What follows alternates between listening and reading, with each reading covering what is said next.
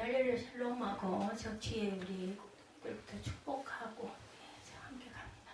할렐루야 샬롬 샬롬 샬롬 샬롬 샬롬 샬롬 샬롬.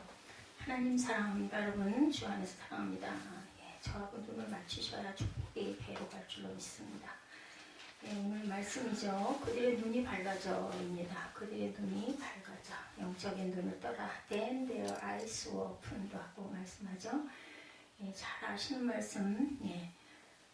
이제 예수님께서 돌아가셨다가 부활하셨어요. 그죠? 부활하시고 엠마오로 가는 그 두 제자들의 이야기. 영적 눈이 감겼는데 이제 눈을 저희들이 떠야 되죠. 교훈을 봅니다. 참 이상한 일이죠. 예수님의 제자 10의 제자는 아닌데 사도행전을 보면 예수님의 핵심적인 제자들 숫자가 120문도 이렇게 나오고 있습니다. 예수님의 제자라면 예수님을 3년 동안 따라다니며 듣고 배운 사람들이죠. 그렇다면 부활하신 예수님의 얼굴만 보고 알 수가 있을 것 같은데 얼굴이 아니라 음성만 들어도 알죠? 우리 이웃 친한 친구 어때요? 그래서 목소리 들리면 누구다 이렇게 알지 않아요? 그런데 예루살렘에서 엠마오로 내려가는 이 두 제자는 부활하신 예수님이 같이 길을 가고 있는데도 그것을 알아채지를 못합니다. 영적인 눈이 감겼어요. 그죠? 뿐만 아니라 저녁 식사를 같이 하면서도 주님인 줄을 알아채지 못했다. 나중에 예수님이 축사하시고 떡을 떼어주실 때야 비로소 알아보는 사건. 오늘 여러분들 참 복이신 줄로 믿습니다. 성찬 주일인데 말씀이 딱 떡을 떼어서 나눠주는 그런 사건. 제가 이걸 계산하고 말씀을 준비한 게 아닌데 늘 말씀드리지만 한 2달 정도 미리 앞으로 가고 있거든요. 영적인 눈이 띄어야 예수님을 안다는 거예요. 예배를 수천 번을 드려도 영적으로 눈이 감긴 자는 말씀이 무슨 말인지 무슨 얘기인지 빨리 끝나라 얼른 시간아 가라 이렇게 앉아있으면 예수님의 말씀에 감동이 없는 거죠. 예수 믿어도 2가지 그 성도들의 종류, 성도라고 할 수가 없죠. 예수 믿는 사람 이렇게 표현해놨습니다. 성도라는 뜻은 아주 그 세인트라는 의미를 갖고 있습니다. 영적인 눈이 띄어진 성도, 영적인 눈이 아직 띄어지지 않고 닫혀있는 그런 크리스찬 이렇게 표현하겠습니다. 영적인 눈이 띄어졌다는 것은 하나님을 하나님으로 믿고 아는 것. 그런 게 어딨어. 그러면은 교회를 나와 있지만 믿지 않는 자들이죠. 근데 또 그렇게 교회를 그나마라도 나와 있으니 기회가 있는 거죠. 교회 안 나와 있고 그 시간에 자고 있다든지 딴 데 열심히 가서 오락실에 가서 오라오라고 있다든지 그러면 그 기회마저 없어요. 그렇기 때문에 우리는 늘 감사하고 잘 이끌고 가야 합니다. 제가 오늘부터 우리 고등부 학생들이죠. 유년부부터 자라서 이제 어느덧 고등학생 이제 또 대학생이 되고 이제 또 고3 최고 학년으로 올라가는 꿈동이들에게 성찬 구절을 읽게 했어요. 이제쯤부터는 읽어라. 제가 할 수 있는 일이 뭐겠습니까? 제가 살아있는 동안 누구 하나에게라도 아이고 지겨워 이면서도 어쨌든 간에 그죠? 찬양을 통해서도 반주를 통해서든 영상을 올리서든 헌금 봉투를 그냥 하나에 그냥 의무적으로 쓰든 말씀을 꼭 쓰게 합니다. 그러면서 쓰면서 어느 날 갑자기 한 글자에 꽂히기를 저는 기도하는 거죠. 제가 할 일은 이렇게 온전하게 나의 하나님, 우리 하나님, 우리 모두의 하나님을 각자 나의 하나님을 만나게 해주고 가는 것이 제가 해야 할 의무일 것 같아서 개개인적인 부분을 되도록이면 많이 접할 수 있도록 제가 옆에서 돕고 있습니다. 그거 하는 제 임무예요. 다른 임무 아닙니다. 여러분들 저를 무슨 목사가 저 따위야 하고 보시더라도 그래도 애를 쓰고 여러분들 주의를 지키게 하려고 애쓰는 그 모습 하나만 보고 여러분들이 기도해 주시기 바랍니다. 하나님을 하나님으로 알아보는 성도가 있고 교회에 나가서 예배자리에 참석해 하나님을 하나님으로 알아보지 못하는 성도.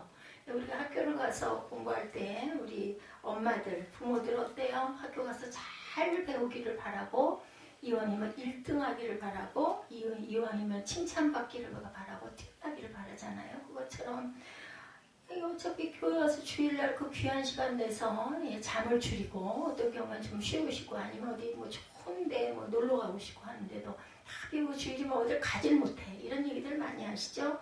교회를 이왕 나왔으면 하나님을 알아보는 성도가 돼야 되지 않겠습니까? 손해예요. 하나님 모르고 그냥 앉았다가 아이고 지겨워 얼른 끝나야지. 근데 이걸 하긴 해야 되니까 이런 거보다는 이왕이면 하나님을 아는 게 그죠? 마음에 기쁨이 있다는데 그렇게 나도 한번 경험해보자 이런 마음들이 되셨으면 좋겠어요. 오늘날 하나님을 하나님으로 알아보는 성도가 있고 그렇지 못하는 성도가 있는데 장애인들, 저도 장애를 가졌습니다. 장애인증은 없지만 가끔가다 생각하면 저는 보통 사람들, 장애인증 가진 어떤 사람들보다 더 큰 장애를 갖고 있는데 장애인증마저 받지 못하는 저 같은 사람도 있구나. 혹시라도 나라에서 의료진들이 이런 부분에 대한 어떤 그런 법은 제정하지 않나. 제가 가고 난 수십 년 후든 100년 후든 있어야 할 것 같아요. 저 같은 경우는 외과 수술을 하지 않으면 장애인증을 받을 수가 없어. 외과 수술을 해서 쇠를 3개 이상 박아야 장애인증이 나온다는데 저는 수술이 불가능한 사람이니까 그건 못 받고 가겠죠. 장애인증이 나오면 하다못해 주차라도 좀 편하게 할 수 있을 텐데 그렇죠? 보지 못하는 장애, 영적인 눈이 뜨이지 않은 사람도 장애인이에요. 눈으로 볼 때는 아주 건강한 사람인데 영적으로 바라봤을 때 영적인 눈이 뜨이지 않은 사람 장애인입니다. 눈을 감으지 뜨지 못하고 생활한다고 생각해보면 어떨까? 제가 어떤 영상에 보니까는 하나도 안 보이시는 분인데 후천적으로 장애를 어떤 충격을 받아가지고 저도 그거 이해합니다. 어떤 커다란 내가 견디지 못할 충격을 받으면 약한 부분이 무너져요. 그래서 장애가 됩니다. 이분은 잘 보이던 눈이 벼랑간에 막내 아들아이를 잃고 나서 아들아이가 자폐였는데 그만 산에서 얼어 죽었어요. 그걸 그냥 보고는 충격을 받아가지고 남편도 떠나고 그것 때문에 가정이 파탄이 났는데 딸 하나를 데리고 사는데 그 막내 아이를 임신한 채 이혼을 당해가지고 해외에 쫓겨나가가지고 살고 있는데 그만 그 아이가 자폐아로 태어나서 자폐를 고치려고 해외 외국에서 애를 쓰고 미국에서 그러다가 가진 거 그나마 받았던 거 다 털어먹고 다시 살 수가 없으니까 한국으로 돌아와가지고 애가 학교를 늦게 들어갔어요. 장애를 갖고 있으니까 자폐니까 그랬는데 그만 초등학교 3학년 때쯤 돼가지고 애가 집에를 안 들어오더니 그걸 찾느라고 경찰에 그냥 수소문을 하고 난리를 쳤는데 나중에 보니까 경기도에 있는 어떤 야산에서 얼어 죽은 제 시체가 발견이 돼서 그걸 보고 엄마가 장님이 되는 그거. 그런데 이 양반이 보니까 너무너무 바느질도 잘하시고 밥도 잘하시고요. 눈 뜬 분처럼 물론 이제 좀 느리지만 저도 요즘 행동이 엄청 느려졌어요. 뭘 하나 이렇게 하려면 빨리 못해요. 아까 이거 제가 그 영상 그거 보는데 이렇게 하면 얼른 끼어질 텐데 왜 이렇게 오래 걸리나. 인 것처럼 손에 설면은 그죠? 오래 걸리죠. 저는 이제 몸이 중심이 잘 안 잡아지다 보니까 넘어지면 안 되니까 더 조심이 되다 보니 천천히. 오전에 제가 그 경험을 했습니다. 일부 예배 전에 10분이면 해결이 될 일들이 한 30분 이상 걸려가지고 우리 예배를 그냥 이제는 정상으로 하십시다. 왜냐하면 옆에 교회하고 너무 맞들려져가지고 그걸 좀 삐져가려면은 제가 설교를 좀 늦게 하면 조용하겠더라고요. 그래서 겨울이기도 하고 원래가 하절기엔 조금 앞으로 당겨가고 그 동절기엔 좀 뒤로 늦춰져 가잖아요. 근데 그동안 정사무엘 화이트에커 그 수업 때문에 식사 때문에 조금 일찍 당겼다가 이제 좀 정상으로 합시다. 그러면서도 조금 빨리 가죠. 오늘은 또 크리스마스 성탄 추리 만들어야 돼서 했는데 하필이면 또 성찬하고 맞물려. 여러분들 참고로 알고 계세요. 항상 해마다 교회 섬기실 때 특히 새생명 새벽교회 섬기실 때는 11월 마지막 주쯤 해가지고 크리스마스 추리를 한다. 그리고 그 12월 첫 주에 우리가 성찬을 늘 받으니까 성찬을 받자. 그리고 대림절이 11월 마지막 주부터 예수님을 기다리는 주간 4주간이 흘러갑니다. 그게 맞을 것 같아요. 제가 지각을 한 거죠. 그런데 시각장애인은 그런 고통을 평생 안고 살아간다는 거예요. 제가 아까 말씀드렸지만 그분이 그 엄마라는 분이 이렇게 바느질도 하고 음식도 하고 길도 잘 가시고 할 때까지 얼마나 많은 고통이 있으셨겠어요. 제가 그거를 이해합니다. 엄청난 시간과 눈물과 고통과 불편이 있었을 거예요. 그 불을 깜깜하게 꺼놓고 앉으셔가지고 뭘 다듬어요. 그러니까 딸이 보고는 막 화를 내요. 그러니까 어차피 안 보이는 거 전기세가 많이 나가서 그러니까 딸이 그 전기세가 10만 원이 나가 20만 원이 나가 불을 켜고 앉아 계시라니까 왜 맨날 불을 끄고 멸치대에 머리를 다듬고 똥을 다듬고 있느냐고 야단을 하는 걸 제가 봤어요. 그렇게 되기까지 뭐 한석봉과 그 어머니의 떡 써는 거 여러분들 아시죠? 불 끄고 떡 써는 거. 엄마는 아주 반듯반듯하게 하는데 글 썼는데 한석봉은 글씨가 엉망진창이었다 이런 이야기가 있죠.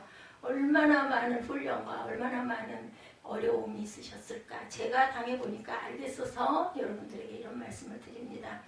육적인 눈이 감기는 시각장애인도 그렇게 힘들고 답답한데 여러분들 영적인 눈이 내가 감겼구나. 내가 아무런 은혜가 없구나.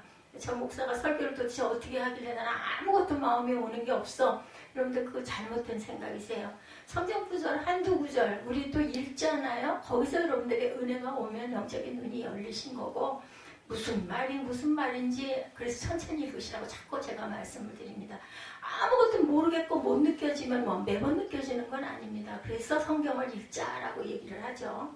혼자 한번 잔잔하게 그 어려운 그 구약보다는 신약의 뭐 히브리서나 아니면 고린도전 후서나 이런 부분 좀 짧은 부분 이런 데 이렇게 읽다가 마음에 감동이 오고 그렇구나 이게 느껴지면 여러분 좀 영적인 눈이 뜨이신 분들입니다. 근데 영적인 눈은요 자꾸 떠야지 자꾸 감고 있으면 아주 점점 어두워지시니까 열심히 그리고 소리내서 읽으시기 바랍니다. 제가 자꾸 소리내서 읽으시라고 그러죠. 내가 소리를 내므로 인하여 그 소리가 제 귀를 통해서 다시 들어와요. 눈으로 들어오고 내 소리를 통해서는 제 경험이에요. 제가 이렇게 설교를 하잖아요. 제가 설교문을 제가 만들잖아요. 만들고 나서 만들 때 뭐 한 2달 전에 만들 때 다 잊어버려요. 근데 그리고 2달 만에 보는 거 이거를. 근데 제가 설교하면서 제가 은혜를 받는다니까요. 그래서 입술로 고백하는 그 소리가 내 귀를 통해서 다시 내 마음밭으로 들어가기 때문에 여러분들에게 입술로 고백하게. 그래서 성찬 때도 입술로 읽으시게 하잖아요. 기도하시게 하잖아요. 하시면서 내가 또 마음으로 듣고 느끼고 나 이거 회개 안 했네? 이런 것도 또 깨달아지고. 영적으로 눈을 뜨지 못하는 영적 장애인의 대표적인 영적인 답답함을 모르는 사람들 하면 꼭 알아야 돼. 장절을 잊어버릴 수는 있어요. 전들 늘 그러니까요. 그래서 꼭 기록을 해놓습니다. 그리고 알아도 보고 읽습니다. 외우고 있어. 그래도 우리가 고린도전서 11.5주기나 많이 저는 그것만 할 거다. 제가 못했죠. 어떻게 보면 같이 돌아가면서 해야 되는데 그 부분은 제가 읽겠으니까 나머지 부분들 집사님들 또 우리 전수사님 꼭 한 번씩 챙겨가지고 똑같은 거 하지 마시고 여러 군데가 있어요. 보면 또 더 자세히 보면 여러 군데가 있습니다. 그래서 입술로 고백하시면서 본인이 느끼시라고 본인이 마음밭에 담으시라고 제가 고백하게 합니다. 그리고 또 알기도 하셔야 되니까 이게 성찬문이구나. 그래서 성찬 때는 꼭 성찬문 중에서 고백하고 이제는 예지도 사무엘도 항상 정사무엘은 에스 전사님이 그리고 우리 예지는 우리 그 유은정 집사님이 옆에 함께 나란히 있으니까 그렇게 해서 꼭 지도를 하셔서 같이 읽으셔도 괜찮아요. 붙들고 고백입니다. 그렇게 하시기 바랍니다. 제가 여러분들에게 드리고 갈 수 있는 건 이런 거밖에 없어요. 다른 교회 일반적인 성도들 이렇게 고백하게 아마 안 할 겁니다. 저는 그런 마음에 하다못해 이런 거라도 심어주고 가고 싶다 이런 마음이에요. 오늘 본문에 영적인 눈이 감긴 제자가 영적인 눈이 뜨이는 과정이에요. 그죠? 오늘 본문이 세 종류의 영적 단계가 있다는 것을 우리가 한번 묵상하고 갑니다. 세상으로 내려가는 제자들이었어요. 그죠? 엠마오로 가는 제자들 13절이죠. 그날에 그들 중 둘이 예루살렘에서 25일이 되는 엠마오라는 마을로 가면서 일어난 사건이죠. 엠마오로 가는 두 제자 왜 예루살렘을 떠나서 엠마오 자기 고향으로 돌아가는 거예요. 그죠? 예수님 이제는 죽었으니까 돌아왔으니까 끝났다. 저는 어디서 누군가가 얘기할 때 그 사람 죽었대. 그럼 저는 왜 이렇게 마음이 좀 안타까워요. 돌아가셨대가 좋지 않을까. 물론 내 원수가 죽었으면 죽었다 할 수도 있지만 그냥 아는 이웃이라도 연세가 들어서든 아니면 좀 젊어서 병으로 돌아가든 돌아가셨대가 참 좋은 표현인데 그 사람 죽었대. 그러면 마음이 좀 그래요. 돌아가셨어요. 예수님이. 끝났다는 마음. 그래서 실망해서 이제는 가서 고기나 잡아야 되겠다. 내 생업에 종사를 해야 되겠다. 이제 이렇게 다들 모든 제자가 다 돌아갔어요. 그죠? 이 두 제자는 왜 실망해서 고향으로 돌아갔다고요? 19절에서 23절에 보면 예수님을 그저 정치적 메시아로만 잔뜩 기대했어. 대단한 일이 일어나리라고 19절에서 23절까지 오늘 말씀이 짧아요. 그래서 제가 여러 가지 여러분들과 그 대화를 전도사님 말씀 맞다나 설교가 짧다고 해도 하나도 안 짧다고 이런 이야기를 제가 많이 여유가 생기니까 합니다. 19절에서 23절까지 우리 읽어볼까요? 무슨 일이냐 이르되 나사렛 예수의 일이니 그는 하나님과 모든 백성 앞에서 말과 일에 능하신 선지자라는 거죠. 우리 제사장들과 관리들이 사형 판결에 넘겨주어 십자가에 못 박았느니라. 우리는 이 사람이 이스라엘을 속량할 자라고 하였노라. 이뿐 아니라 이 일이 일어난 지가 사흘째고 또한 우리 중에 어떤 여자들이 우리로 놀라게 하였으니 이는 그들이 새벽에 무덤에 갔다가 그의 시체는 보지 못하고 와서 그가 살아나셨다 하는 천사들의 나타남을 보았다. 이런 말들도 했다라는 거죠. 또 우리와 함께 앉아 중 두어 사람이 무덤에 과연 여자들이 말한 바와 같음을 보았으나 예수는 보지 못하였느니라. 그랬더니 말씀하죠. 미련하고 선지자들이 말한 모든 것을 마음에 더디 믿는 자들이다. 예수님은 말씀하세요. 그리스도가 이런 고난을 받고 자기의 영광에 들어와야 할 것이 아니냐 하시고 이에 모세와 모든 선지자의 글로 시작한 모든 성경에 쓴 바 자기에 관한 것을 설명해 주셨어요. 이건 이래서 이렇고 이건 이렇단다 하시면서 이렇게 말씀을 하셨다는 거죠. 이렇게 잔뜩 이 나라가 뒤집어져 가지고 잘 살기 좋은 나라로 만들어줬으면 했는데 온도 조금 내려주실래요? 얼굴에서 불이 나기 시작하네요. 그랬는데 그만 그렇게 돌아가 버리셨다라고 얘기를 합니다. 예수님은 그저 정치적 메시아로 이렇게 기대를 했는데 모든 기대가 이제 무너졌으니 우리는 고향으로 돌아갈 거야. 그러면 새 세상에 올 것인데 그 새 세상에서 나도 한 몫을 차지하고 좀 잘 살아보려고 했더니 그래서 내가 그분을 추종하고 따라다녔는데 모든 게 다 끝났어. 나는 그냥 돌아가는 길이다. 이렇게 얘기를 했다라는 거죠. 예수님은 예루살렘에 올라가서 왕이 된 것이 아니라 무기력하게 정말 기가 막히게 말도 안 되게 3년을 따라다녔는데 십자가에서 그냥 보통 범죄자들하고 똑같이 그냥 형을 당해서 그냥 그만 죽고 말았다. 이 얘기예요. 그들의 이야기가 엠마오로 가는 두 제자 얘기가. 그래서 이제는 집으로 돌아가자 그런 마음으로 우리는 이제 돌아가고 있다. 그들은 실망했죠. 예수님에게 듣고 배우고 했지만 중전 예수님의 사역의 핵심이 십자가에 못 박혀 돌아가심으로 해서 인류를 구원하시려고 하는 것을 그 사람들은 이해하지도 깨닫지도 못했어요. 그냥 우리나라 나 좀 잘 살게 좀 해주지. 우리 예수 믿는 여러분들의 목적이 요즘 날 그 에스더 전사님 그런 얘기를 하더라고요. 이 아베스의 기도에 대해서. 저도 알고는 있었지만 그 이야기를 절대로 입술로 꺼내서 얘기하지를 않습니다. 부담이 될까봐. 그런 것처럼 이제 좀 나도 좀 어떻게 좀 잘 돼볼까 했더니 이렇게 됐다라는 거죠. 제자들 일을 다 때려치고 이제 돌아가. 그게 그렇게 허망하게 무슨 하나님의 아들이면 그렇게 허망하게 죽을 수가 있어. 쉬운 얘기도 이 얘기죠. 예수님을 제대로 모르니까 자기 기대 우리가 믿는 예수가 내가 믿는 예수가 돼가지고 내가 믿는 예수이기는 한데 내가 원하는 것을 해주는 그런 얘기들 많이 하죠. 도깨비방맹이처럼 내가 다 기도하면 하나님 돈이 없으니 돈을 주세요. 아니면 제가 여기가 아파요. 낫게 해주세요. 하면은 그냥 탁탁 나고 하면은 막 신바람이 나요. 그죠? 감사원금도 10,000원을 드렸다가 어휴 내가 아픈 게 나았네. 내 기도를 들어주셨네 하면 기분이 좋아가지고 그냥 뭐 몇만 원도 드리고 기분이야 완전히. 그죠? 이런 하나님을 우리는 기대해요. 근데 하나님께서는 예수께서는 우리의 영적인 눈이 뜨이기를 기다리시면서 약간의 고난도 주시기도 하고 감사를 주시기도 하고 한다라는 것 여러분들 잊지 마시기 바랍니다. 그냥 육적인 부분에 땅에서 잘 사는 것이 우리는 당연히 땅에서 사니까 여기서 좀 고난도 좀 없고 좀 뭐 좀 잘 되고 좀 여유도 있어서 크리스마스에 뭐 장식도 내가 막 갖다 이렇게 넣고 하면 얼마나 기쁘요. 좋은 일이에요. 그런데 하나님이 우리에게 바라시는 것은 그것보다 훨씬 더 깊은 영적인 것들이라는 것. 이렇게 눈이 뜨여지지 못해서 우리는 자주 실망하게 되고 한탄하게 되죠. 교회 나와서 내 소원 안 이루어지면 실망해서 돌아가고 그리고 내 사업이 잘 안 되면 실망해서 돌아가고 뭐야 11조 했는데 왜 이래 이런 얘기들을 하는 거죠. 근데 오래 해봤느냐는 거예요. 계속해서 한번 시험하여 보라고 그러셨잖아요. 오죽이나 하면 하나님을 시험하는 게 얼마나 무례한 일이에요. 근데 하나님이 직접 말라기에서 말씀하시죠. 내 창고에 재물이 있겠어 내가 너에게 축복을 붓듯이 물붓듯이 하지 않나 보라 이렇게 말씀하시죠. 한번 시험하여 보라 이렇게 말씀을 하시는 거죠. 영적 눈이 띄어지지 않아서 하나님을 하나님으로 알아보지 못하고 있다라는 겁니다. 그러므로 영적 눈이 뜨여져야 되겠죠. 놀라운 것은 그렇게 실망해서 예수 제자 때려치고 고향으로 돌아가는 제자들을 부활하신 예수님은 동행하고 계셨다는 거예요.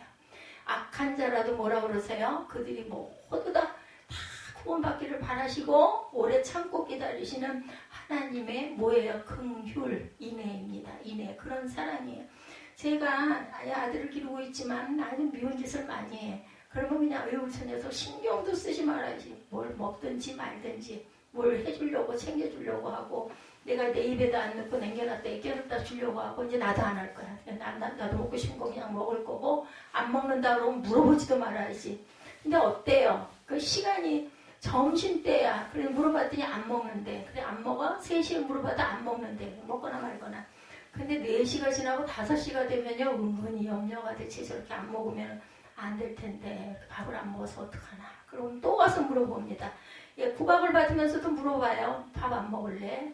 물어봐요. 그러면 글쎄 먹을까 말까 이래요. 그러면 먹어야지. 그리고 또 권하고 갖다 어떻게 비벼다 줄까? 와서 먹을래? 이런 물어보고 있는 제 모습을 봐요.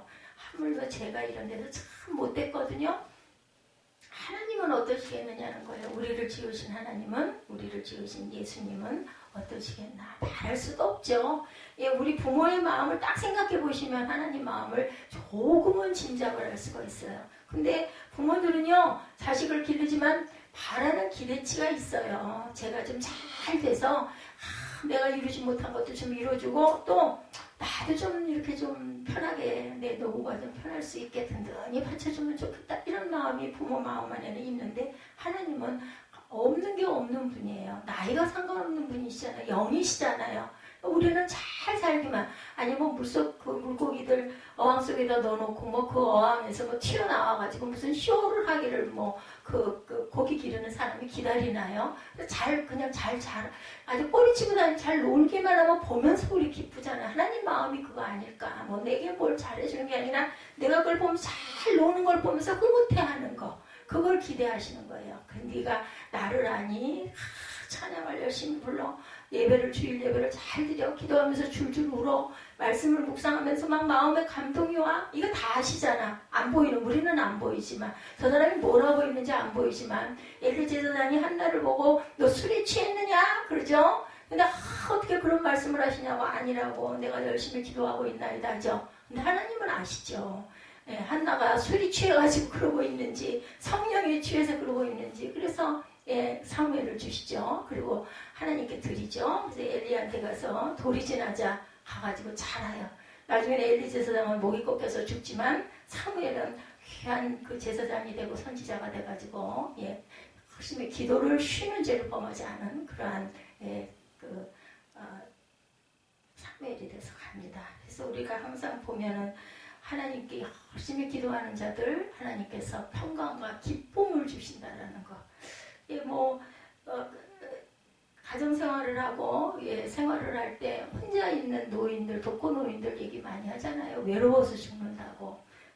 참 저는 감사한 게 거의 많이 혼자 있는데도 불구하고 외로움 같은 거는 전혀 없어요. 생각해보니 그렇더라고요. 참 감사하다. 항상 회사가 분주하고 정신이 없고 쩔쩔매고 제가 부족해서 그래요. 몸을 잘 이렇게 편하게 잘 못 쓰고 빠르게 뭔가 움직이지를 못하고 한번 어디 나오면 그렇게 시간이 빨리 가요. 보면 어제도 한 것도 없이 12시에 나와가지고 교회 들어오니까 5시가 다 됐더라고요. 그냥 기진맥진이죠. 육신적으로는 하고 싶은 일들 못했던 거를 좀 하고 그러고 나니까 그러고는 아주 정신이 없었죠. 온몸이 완전히 그냥 정말 더 이상은 어떻게 견딜 수가 없을 정도가 되더라고요. 우리는 생각합니다. 내가 성령 충만하고 은혜 충만하면 예수님이 나와 함께 하시겠지. 성령 충만하면 예수님이 기뻐하고 함께 하셔요. 예, 제가 아까 우리 말씀 봉독하면서 마음이 기쁘지 않더냐라는 그 마지막 부분 예, 맞아요. 예, 말씀을 묵상하다 보면은 아니면 저는 설교를 하다 보면 이래서 저를 여기다 세워놓으신 거예요. 제가 잘나서가 아니라 너는 그렇게나 해야 네가 깨달아져서 깨져. 그래서 이런 상황에 이렇게 세워놓으신 것 같아요. 말씀을 제가 설교하면서는 막 은혜를 받습니다. 그리고 아주 죽겠다고 해도 예배만 드리고 나면 힘이 불끈불끈 솟아나가지고 막 기뻐지고 막 너무 감사하고 막 눈에서 눈물이 그냥 기쁜 눈물이 막 흐르고 예어물고 하나님이 주시는 은혜죠. 그 은혜로 제가 외로울 틈, 누군가가 나에게 상처를 줬더라도 아이고 뭐 그까짓 거 내가 이렇게 은혜를 받는데 뭐 나한테 누가 좀 아픈 소리 조금 섭섭하게 했다 한들 그런 것 저런 거 다 신경도 쓰지 말고 용서하고 그 사람을 위해서 기도해야지, 이런 마음이 들어요. 은혜입니다. 내가 은혜를 다, 그 은혜가 다 없어버리고 세상으로 내려가서 죄 짓는 자리에 있을 때 하나님 나와 당연히 함께하지 않겠죠. 그런데도 그렇게 생각했는데 보면 또 그 엠마오로 내려가는 그 두 제자들처럼 아이고 망했어, 다 때려치고 가자. 그런데도 주님께서 옆에 오셔가지고 너희들 눈이 그렇게 어둡니? 하고 깨달을 때까지 계셔요. 그래가지고 눈을 뜨고는 깜짝 놀라서 아 주님 아니야? 하고 봤더니 계시지 아니하니라. 이미 깨달았으니까 됐어 이제. 그리고 안 보여요. 안 보이지만 영이신 하나님이기 때문에 항상 우리 옆에 나와 함께 임마누엘에서 계신다라는 거죠. 예수님 제자 포기하고 집으로 돌아간 길에서 주님은 그래도 동행해 주시는 하나님, 그리고 예수님이시죠. 언제 어디서나 내가 마음이 갈급하고 어떤 문제가 있을 때, 뭐 외로움이 있을 때 항상 동행하시기 때문에 예수를 믿으면 외롭지 않아. 찬양이 있었던 것 같아요. 제가 잘 부른다고 했던 사람이 그 흉봤던 찬양. 외롭지 않아, 외롭지 않아. 왜 예수께서 나와 함께 계시니 외롭지 않습니다. 사람은 떠나요. 어떤 상황이 아주 기가 막히게 사랑하고 뭐 정말 뭐 눈에 넣어도 안 아까울 정도로 막 그냥 아끼고 서로 뭐 물고 빨고 하는 사람도 사람은 변해서 떠나지만 주님은 절대로 떠나지 않으신다라는 거. 내 눈의 눈물을 닦아주시는 예수님을 여러분들 많이 느끼셨을 겁니다. 내가 세상길에서 죄짓고 헤맬 때도 주님은 여전히 나와 동행하시고, 내가 기쁠 때는 말할 것도 없고 내가 절망에 빠져 있을 때도 주님은 나와 함께 계셔서 여러분들 얼마나 플러스예요 이거. 내가 막 죽을 것 같고 절망에 빠져 있는데도 내가 예수를 믿으면 나와 함께 계시는 주님은 계셔. 사람은 다 떠나가도 한 분 예수 그리스도는 항상 그래. 내가 여기 있다 부르기만 하면, 안 불러도 그죠? 이렇게 옆에 계셔서 내 그 실패와 절망을 소망으로 붙들어 주시고 빛으로 인도하시는 주님, 얼마나 좋으세요. 여러분들 붙들고 가시기 바랍니다. 한 장로님 이야기예요. 뭐 말씀 거의 다 전했어요. 장로님이 교회에서 말할 수 없는 한 가지 일로 심한 상처를 받아서 10년 동안이나 교회를 떠나 타락한 생활을 하고 계셨어요. 어느 날 술집에서 술을 마시고 있었는데 마침 옆에서 점을 치던 점쟁이가 막 소리를 치더래. 뭐라고 소리쳤을까요? 응? 여기 예수 믿는 자가 있어! 나가! 내가 점을 칠 수가 없어! 내가 살 수가 없어! 막 이렇게 고함을 치더라는 거죠.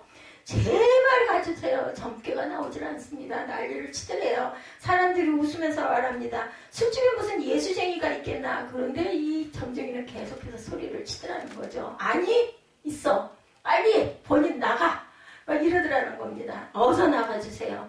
점쟁이는 장로님을 뚫어지게 쳐다보면서 당신 나가 그러지는 않아. 사람이 많으니까. 쳐다보면서 어서 나가야 내가 이 점을 칠 거 아니냐 그러더라는 거예요. 장로님은 너무나 민망했대요. 자기를 지목하진 않았지만 가슴이 뜨끔했겠죠. 장로 정도 됐으면 얼마나 교회로 오래 섬겼겠어요. 그죠? 가진 거 다 드렸을 거야 하나님께. 장로님들은 그 책임을 맡아가고 있죠. 재정의 책임. 모든 것들을 다 하나님께 아낌없이 드리는 정도 돼야 장로가 됩니다. 그래서 바깥으로 도망치듯이 술집을 뛰어나가지고, 베드로는 아닌데 나무에 막 이게 엎드려가지고 나무 기둥을 잡고 엉엉 울었답니다. 주님, 내가 주님을 떠난 지 10년이나 됐는데 주님은 나를 아시네요. 이렇게 울었다 그래요. 어땠을까요? 새롭게 출발합니다. 그래서 다시 훌륭한 장로님이 되었다. 이거는 간증입니다. 충성들은 종이 되었다는 거죠. 이럴 때가 있어요. 우리가 딜레마라고 얘기하죠. 이런 시기도 이렇게 하나님께서는 그 장로님의 하나님 섬김, 교회 섬김, 그리고 물심양면으로 애썼던 것을 잊지 않으시는 하나님. 내가 영적으로 내리막길을 갈 때도 주님은 여전히 동행하시고, 내가 기뻐 뛰며 감사할 때도 당연히 주님은 항상 함께 계시고, 그리고 내가 외로워할 때도 옆에서 내가 있다. 뭐 널 그렇게 외로워하니? 사람을 그렇게 너무 의지하지 마라 말씀하시는 거죠. 내가 침체에서 빠져나오라고 동행하시는 거지 영적으로 내려가라고 동행하시는 것은 아니라는 것을 여러분들 깨달으시기 바랍니다. 마음만 뜨거웠던 제자가 또 있습니다. 예, 그들이 서로 말하되, 그죠? 예, 길에서 우리에게 말씀하시고 우리에게 성경을 풀어주실 때 우리 속에서 마음이 뜨겁지 아니하더냐. 영적으로 깨어있는 사람이 그래도 이 제자는 마음이 뜨거워요. 예수님은 고향으로 돌아가는 두 제자와 동행하시면서 대화하며 계속해서 성경을 가르쳐 주십니다. 그런데 제자들은 언제 깨달았어요? 그때 같이 계실 때는 잘 못 깨달았는데 가고 나니까 세상으로 내려가는 제자에게 오셨던 그 예수께서 마음을 뜨겁게 해주고 가신 거예요. 그죠?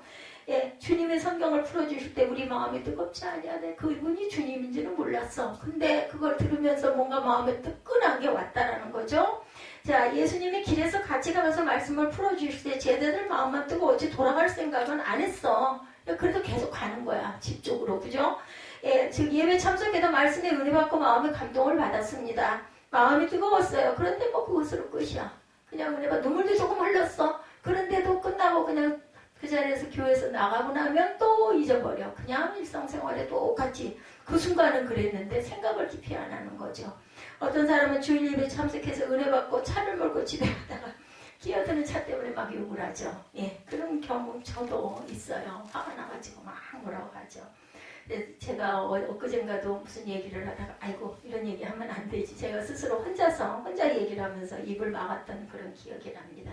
은혜 충만해서 집에 들어가는 것이 아니라 열이 충만해서 꼭 보면 차에서 열받죠. 여러분들 이것도 은혜 받은 사람들은 내려놓을 줄 알아야 합니다. 어렵겠지만 당연해. 예, 그럴 수 있어. 아주 그런 사람들이 있거든요.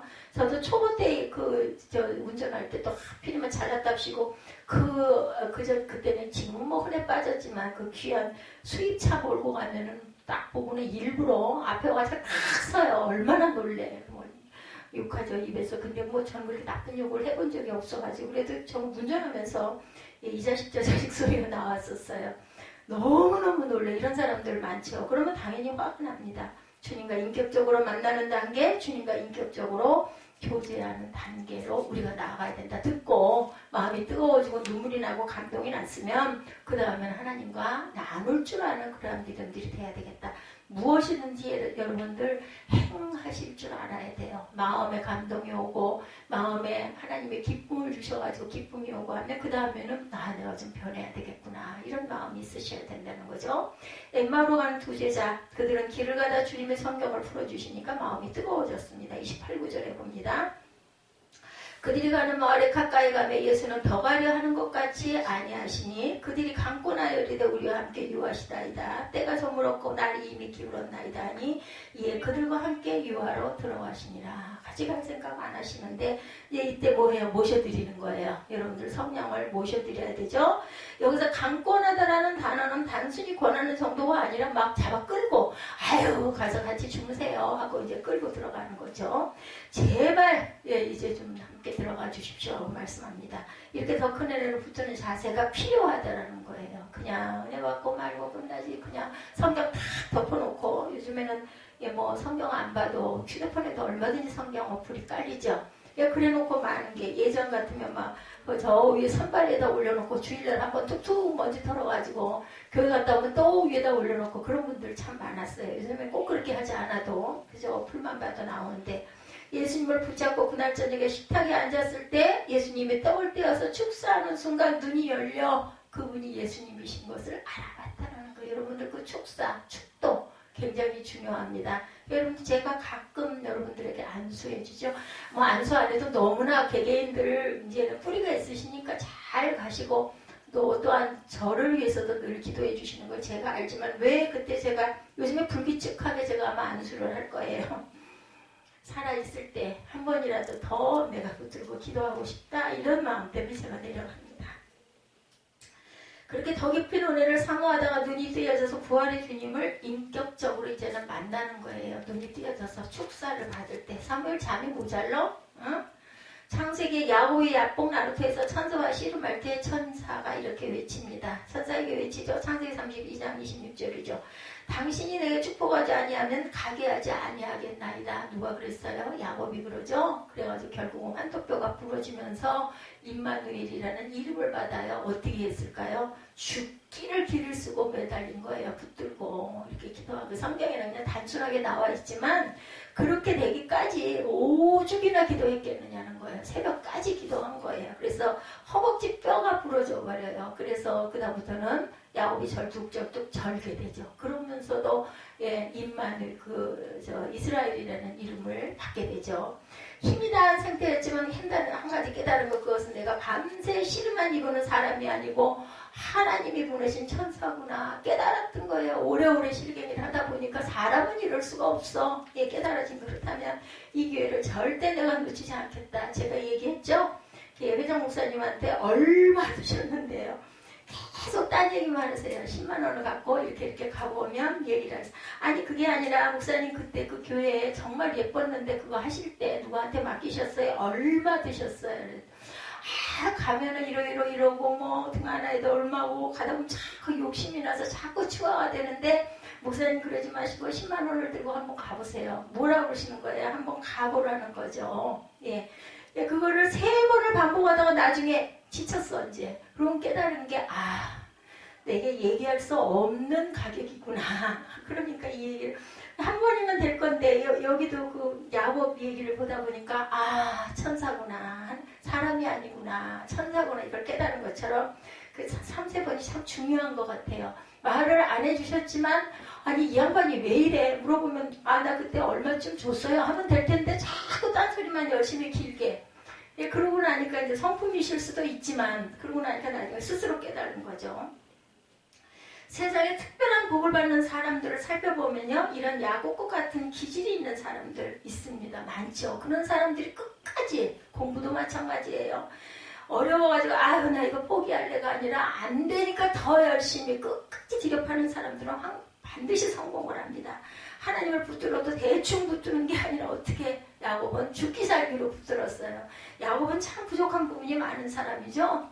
뭐 형을 속여먹고 아버지를 속여먹고 도망다니고 욕심도 많고 근데 영적인 욕심이 있었던 게 야곱이 하나님이 사랑했던 야곱의 특징인 거죠. 죽기 살기로 매달립니다. 하나님을 대충 붙들어도 요즘 성도들은 보면 대충이라도 붙들기만 하면 감사하죠. 하나님이 나에게 감동을 주시고 은혜를 주시는 것은 나를 통해 뭔가 하실 일이 있기 때문이에요. 그 전에 처음에 초기에 뭐 어렸을 때부터 예수를 믿었지만 30대 초반에 수목교회 처음에 갈 때 그 아래층에 계신 그 집사님이 저를 붙들고 그래 기도 참 많이 해주셔서 제가 액자를 써갖고 한번 그 목동 아파트에 그 새로 처음에 목동 아파트 그 입주를 했을 때 목동 아파트 11단지에 들어가신 거를 제가 버스를 타고 그 큰 액자를 들고 갔어요. 그냥 정말 순수한 마음이죠. 그 감사한 마음. 10편 23편을 수백 장을 썼을 거예요. 그래가지고 한글을 아래로 길게 써가지고 그걸 갖고 갔어요. 근데 그분을 만나 뵈니까는 그분 얘기가 그렇게 얘기하시더래. 그 전에도 그런 얘기 참 많으셨지만 하나님이 귀하게 쓰시려고 이상할 만큼 기도를 해보면 알겠는데 이런 사람이 없었는데 엄청나게 감동이 왔다라는 거죠. 그래서 자꾸 기도하게 하신다라는 얘기가 생각이 나요. 제가 이렇게 목회자가 되고 나니까 맞아요. 그런 사람 기도는 더 많이 하게 되고 더 절실하게 기도하게 되고 근데 그 사람은 반드시 하나님 일을 참 열심히 하는 그런 사람이 되더라는 거죠. 하나님을 더 붙들면 야곱과 같은 축복을 받을 수 있다는 거예요. 저는 너무 안타까워.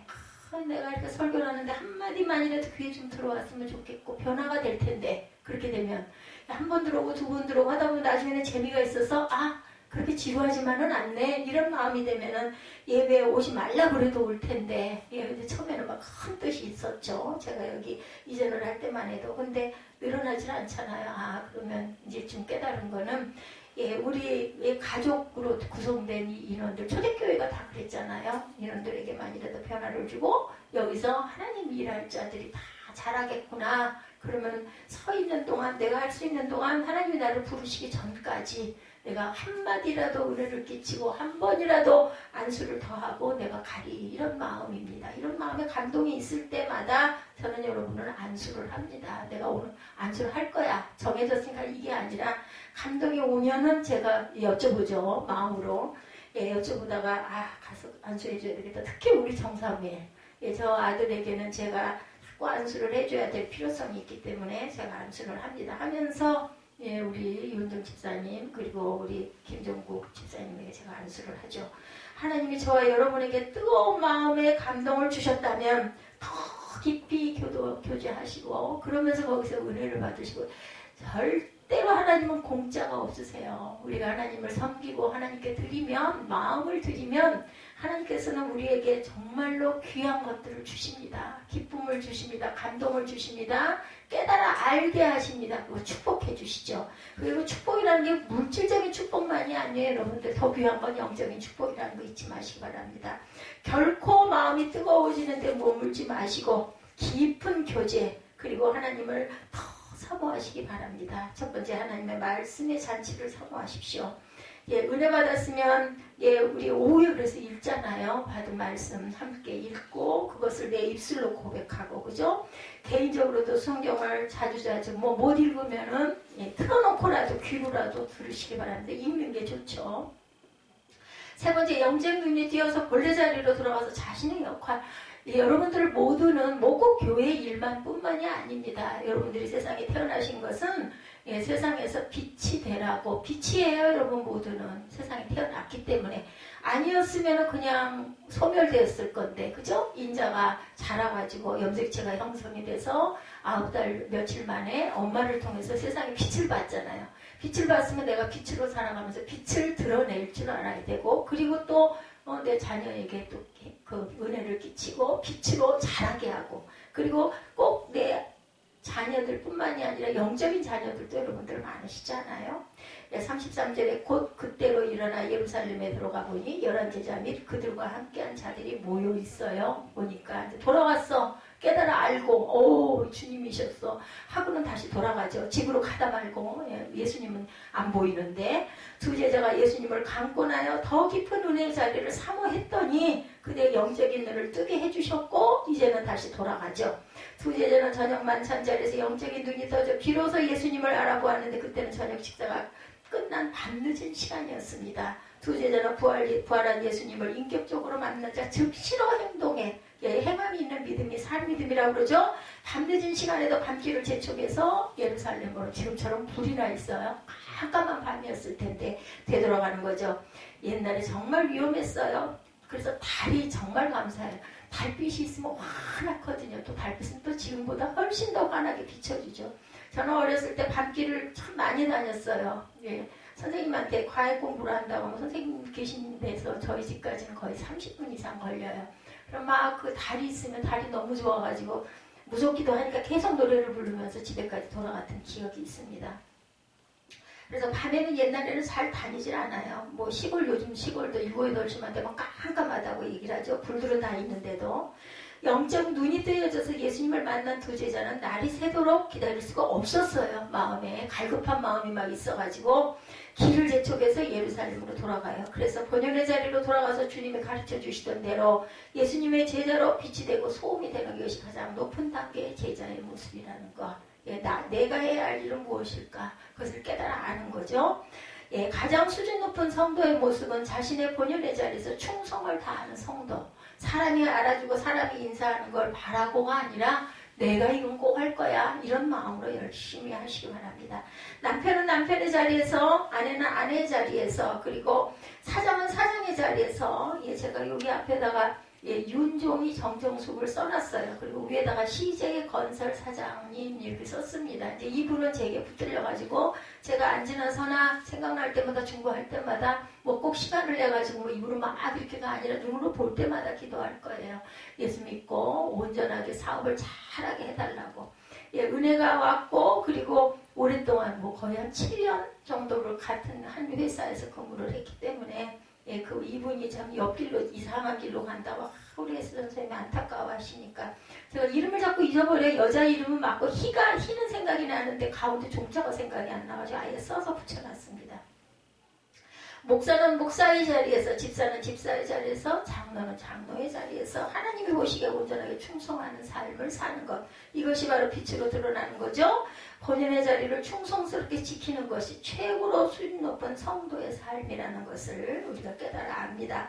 여기서 주님은 부활하신 예수님이 하셨던 역할을 주목합니다. 그것은 부활의 주님은 두 제자에게 성경을 풀어 마음만 뜨겁게 하고 저녁 식탁에서 그들의 눈을 뜨겁게 해주셔요. 그리고 제자들이 주님을 알아보자 바로 사라지십니다. 이제는 너 됐구나. 너 돌아가겠구나. 고향으로 안 가고 다시 예루살렘으로 가서 모여서 기도하고 기다리겠구나 라고 아시고 해놓고 가시는 것까지. 그래서 두 제자는 예수님의 눈에 사라져도 전혀 동요하지 않고 자신의 길을 가는 거죠. 주님의 눈에서 사라지셨지만 결코 제자를 떠나거나 버렸다는 것이 아니라는 것을 이제는 깨달아 알았습니다. 야곱도 그랬죠?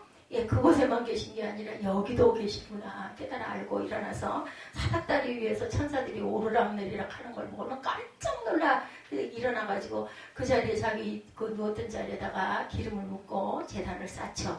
영적 눈이 뜨인 사람들은 주님이 눈에 보이지 않아도 전혀 동요하지 않는다는 거. 예수님은 그들에게 예루살렘으로 돌아가라고 말씀하지 않으셨어요. 왜? 알았기 때문에 이제는 돌아갈 거다. 내가 말하지 않아도 믿고 알았던 겁니다. 그리고 돌아가시죠. 예, 길에서 성경을 풀어주고 말씀으로 의뢰받게 하시고 제자들을 강권하여서 깊은 교제 자리를 마련하자 그들의 눈이 띄어져 주님을 알아보는 순간 주님은 사라지셨습니다. 즉 부활하신 주님은 제자들의 마음을 말씀으로 뜨겁게 하셨고 은혜의 자리에서 주님을 알아보도록만 합니다. 두 제자에게 여기서 무엇하고 있느냐 빨리 예루살렘으로 돌아가라. 제자들이 행해야 할 행동을 말씀하지 않으신 거죠. 그것은 제자들이 해야 할 몫이기 때문입니다. 제가 이걸 잘 못하는 것 같아요. 어제도 제가 그 안경원 사장님한테 야단을 맞았어요. 그걸 엄마가 다 목사님이 다 해주니까는 그러죠. 이런 얘기를 하더라고요. 지갑도 좀 해보고 그죠. 시험 보러 가다가 시험을 시간이 늦어서 못 해보기도 하고 해야 되는데 선생님은 너무나 잘하고 있다고 어머니가 너무 걱정하시는 게 많으신 것 같아요. 하는데 아니다라고 얘기를 했더니 이런 얘기를 하시더라고요. 제가 문제예요. 제가. 오늘날 부활하신 예수님은 우리에게 나타나셔서 내가 예수다라고 말씀하지 않으세요. 근데 어디에 계세요? 성경 안에 계시죠? 우리가 묵상하는데 말씀 안에 계십니다. 자, 우리의 책임 뭐예요? 예, 내가 무엇을 해야 할 것인가?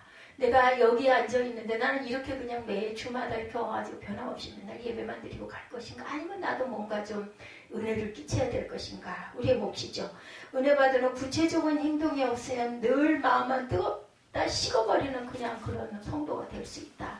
마음을 뜨겁다가 식어버리면 아무 소용이 없죠. 물을 뜨겁게 데폈다가 이 물 제가 여기 물 끓는 거 갖다 놨잖아요. 식으면 또다시 또 데펴야 돼요. 그럼 또 시간이 또 똑같이 걸려요. 뜨겁게 끓였으면 그 뜨거운 물을 마셔줘야 물의 역할, 뜨거운 물의 역할은 끝나는 거죠.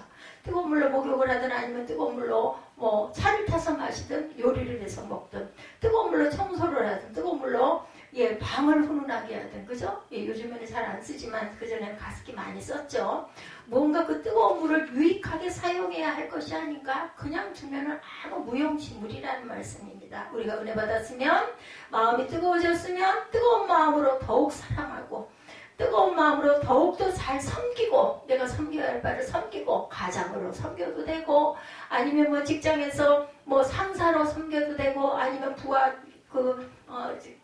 부하로 섬겨도 되고 내가 할 부분에 내가 학생이면 학교에서 또 내가 해야 할 일들을 열심히 섬기면서 가는 것. 무엇으로 섬겨요? 여러분들 억지로가 아니라 기뻐서 뭔가 보람으로 내가 이렇게 하니까 내가 더 좋아지네. 그리고 우리 그런 얘기 하잖아요. 좋아하는 사람에게 어떤 선물을 열심히 생각해가지고 해주면 그 사람이 너무 기뻐하는 걸 보면 그냥 내가 돈이 들었어도 시간이 들었어도 정성이 들었어도 내가 더 기뻐. 잘 써주니까. 그런 것처럼 기뻐진다라는 거죠. 그러니까 결국은 누구를 위해서? 나를 위해서. 그리고 여러분들 하나님 나라가 있는 거 아시잖아요. 그거 안 믿으면 여기 안 계실 것 같아. 그런 걸 안다면 나도 기뻐지고 하나님께 영광 돌려서 하나님도 기뻐하시고 또 내가 하늘에 갔을 때 상급도 있고 얼마나 좋아요. 일석몇조예요. 그죠? 이러한 저와 여러분들 엠마오로 돌아간 두 제자가 예수께서 동행하시면서 말씀을 풀어주시고 그럴 때 뭐 안 했으면 강권에서 막 아이고 식사하고 가세요. 저희랑 같이 식사하세요 하고 강권 안 했더라면 다시 돌아 못 갔을 거예요. 그런 정성과 열정도 있어야 된다는 거. 그리고 마음이 뜨거워지고 나서는 예수님은 찾아도 보이지 않으니까 아, 예수님 진짜 부활하셨나 봐. 우리 가보자 해서 행함으로 다시 그 어두운 깜깜한 밤길을 돌아서 예루살렘으로 돌아가가지고 그죠? 120문도의 제자 안에 들어갈 수 있는, 그래서 은혜를 받고 성령을 받는 귀한 축복이 여러분들에게 있으시기를 주님의 이름으로 축복합니다. 오늘 말씀은 누가복음 24장 말씀 마지막 장이죠. 그들의 눈이 밝아졌다라고 말씀하죠.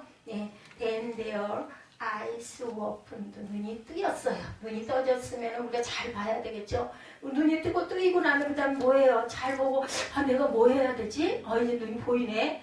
제가 눈이 아파가지고 한 2주일 정도를 굉장히 고생을 했어요. 어저께는 그냥 만사를 제껴놓고는 차를 달려가가지고 도대체 제 시력이 나쁜지 아니면은 이 초점이 잘못됐는지 봐주세요. 글자가 보이다가 안 보이다가 어리다가 흐리다가 글씨를 읽을 수가 없다고, 제가 누워서도 뭐 영상을 좀 보고 싶어도 못 보고 눈을 감고 귀로 듣는다라고 그랬더니 아유 목사님 그러시면 운전을 잘 못하시는데 아유 운전이고 뭐고 소용없으니까 난 글자만 잘 보이게 해달라고 그래가지고 어저께 조정을 하고 이렇게 돌아왔습니다. 좀 오늘은 조금 낫네요. 눈도 좀 나아졌고 초점도 조금 올려주셨어요. 그래서 길이 안 보여도 좋으니까 난 뭐 운전 별로 안 하니까 난 글자 잘 보게 해달라고 어제 때를 썼습니다.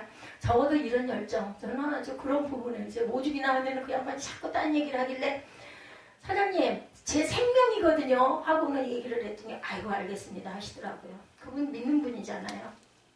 제가 글씨를 못 보면요 제 생명은 죽은 생명이니까 아니 원고가 안 보이고 뭐를 만들 수가 없고 컴퓨터를 봐도 막 이게 어려가지고 안경을 이렇게 올려야 글자가 보이는데 이거 어디 이래가지고 살겠느냐고 제가 얘기했어요. 여러분들 우물가의 여인처럼 구하셔서 생수를 받아 마시는 저와 여러분 되시기를 주님의 이름으로 축복합니다. 오늘 성찬 주일이기도 했고 제가 이 여인처럼 바로 찬양하시고 바로 제가 축도하도록 하겠습니다.